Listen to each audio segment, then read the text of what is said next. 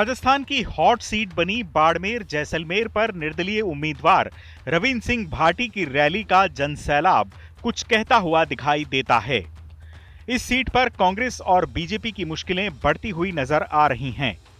रविंद्र भाटी बाड़मेर जिले की शिव विधानसभा सीट से विधायक हैं और अब बीजेपी से बात न बनने के हालात में लोकसभा चुनाव में ताल ठोक रहे हैं। भाटी के नामांकन में उमड़ी भीड़ ने इस सीट पर बीजेपी और कांग्रेस की चिंता बढ़ा दी है।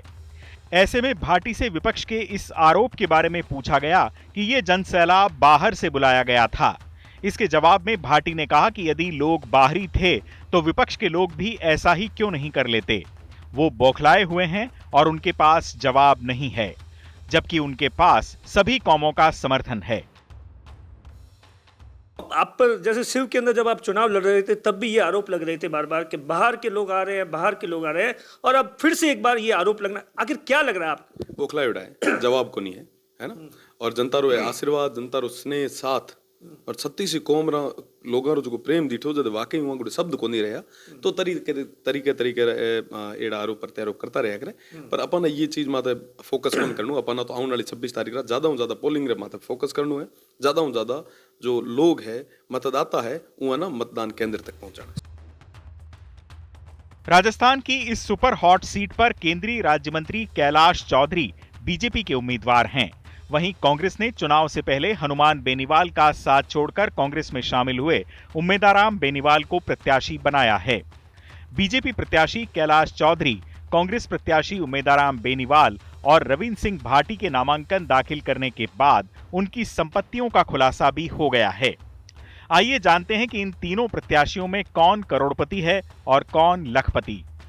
सबसे पहले जिक्र कांग्रेस प्रत्याशी उम्मेदाराम बेनीवाल का। बेनीवाल करोड़पति हैं।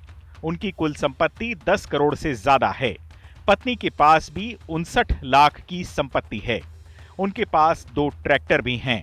बेनीवाल के हाथ में 15,64,000 की नकदी है, वहीं उनकी पत्नी के हाथ 5,97,000 के आसपास नकदी है। ये सारी जानकारी उन्होंने लोकसभा चुनाव के लिए दाखिल अपने शपथ पत्र में दी है। इधर बीजेपी के कैलाश चौधरी के हलफनामे के मुताबिक उनके पास 72 लाख रुपए की चल अचल संपत्ति है, जो 2019 में दाखिल हलफनामे की तुलना में 48.74 लाख रुपए ज्यादा है। कागजात से यह भी पता चलता है कि चौधरी के पास कोई वाहन रजिस्टर्ड नहीं है। केंद्रीय मंत्री के पास जमा धन और आभूषण मिलाकर कुल 23,95,000 रुपए हैं। वहीं उनकी पत्नी रूपो देवी के पास बैंक में जमा राशि और आभूषण मिलाकर 17,72,000 रुपए हैं। अब बात महिलाओं और युवाओं में प्रसिद्ध रविंद्र भाटी की। भाटी के शपथ पत्र के मुताबिक उनके पास न मकान है और न ही जमीन।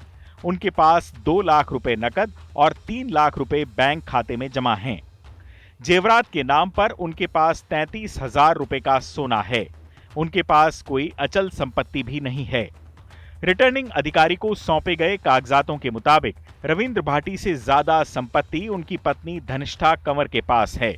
उनके पास 27 लाख की चल संपत्ति है। पति और पत्नी दोनों के पास किसी तरह की प्रॉपर्टी नहीं है। दोनों के पास कोई वाहन और हथियार नहीं है। यानी इन हलफनामों के मुताबिक बाड़मेर जैसलमेर लोकसभा सीट पर इन तीनों उम्मीदवारों में सिर्फ कांग्रेस के उम्मीदाराम बेनीवाल ही करोड़पति उम्मीदवार हैं। रविंद्र भाटी की बढ़ती लोकप्रियता के कारण बाड़मेर जैसलमेर सीट बेहद हॉट बनी है। रविंद्र भाटी राजस्थान विधानसभा चुनाव से पहले बीजेपी में शामिल हुए थे, लेकिन पार्टी से टिकट न मिलने पर उन्होंने बतौर निर्दलीय उम्मीदवार चुनाव लड़ा और जीतकर विधायक बन गए। इसके बाद लोकसभा चुनाव में उन्होंने निर्दलीय चुनाव लड़ने का ऐलान कर दिया। बीजेपी ने उन्हें मनाने की कोशिश की, लेकिन बात नहीं बन पाई। चुनाव आज तक।